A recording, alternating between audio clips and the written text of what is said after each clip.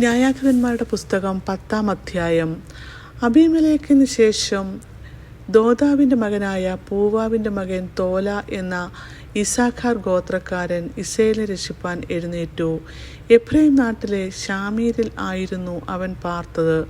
അവൻ ഇസ്രായേലിന് 23 സംവത്സരം ന്യായാധിപനായിരുന്ന ശേഷം മരിച്ചു. ശാമീരിൽ അവനെ അടക്കം ചെയ്തു.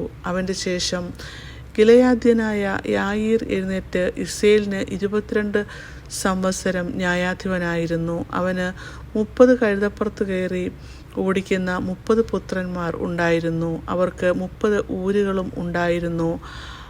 അവയ്ക്ക് ഇന്നുവരെയും ഹവോത്ത് യായീർ എന്ന് പേർ പറയുന്നു. അവ ഗിലെയാദ് ദേശത്ത് ആകുന്നു. യായീർ മരിച്ച് കാമോനിൽ അവനെ അടക്കം ചെയ്തു.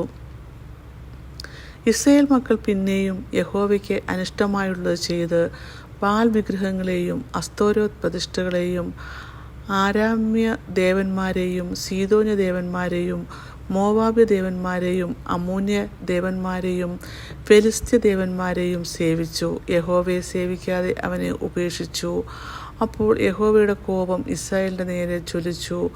അവൻ അവരെ ഫെലിസ്ത്യരുടെ കയ്യിലും അമ്മോന്യരുടെ കയ്യിലും ഏൽപ്പിച്ചു. അവർ അന്നു മുതൽ 18 സംവത്സരത്തോളം ഇസ്രായേൽ മക്കളെ യോർദാൻ അക്കരെ ഗിലെയാദ് എന്ന അമോര്യ ദേശത്തുള്ള എല്ലാ ഇസ്രായേൽ മക്കളെയും തന്നെ ഉപദ്രവിച്ച് ഞെരുക്കി.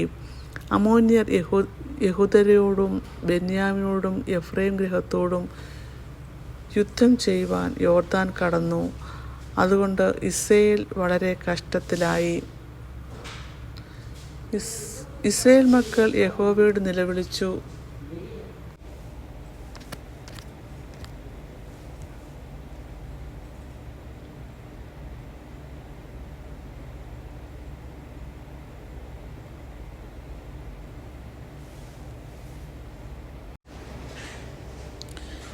ഇസ്രായേൽ മക്കൾ യഹോവയോട് നിലവിളിച്ചു. ഞങ്ങൾ ഞങ്ങളുടെ ദൈവത്തെ ഉപേക്ഷിക്കുകയും ബാൽ വിഗ്രഹങ്ങളെ സേവിക്കുകയും ചെയ്തതുകൊണ്ട് നിന്നോട് പാപം ചെയ്തിരിക്കുന്നു എന്ന് പറഞ്ഞു.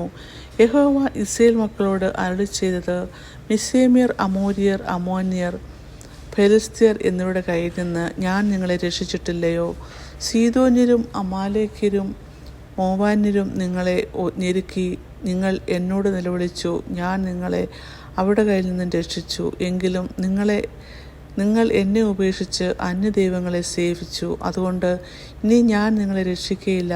നിങ്ങൾ തിരഞ്ഞെടുത്തിട്ടുള്ള ദേവന്മാരോട് നിലവിളിപ്പീൻ. അവർ നിങ്ങളുടെ കഷ്ടകാലത്ത് നിങ്ങളെ രക്ഷിക്കട്ടെ.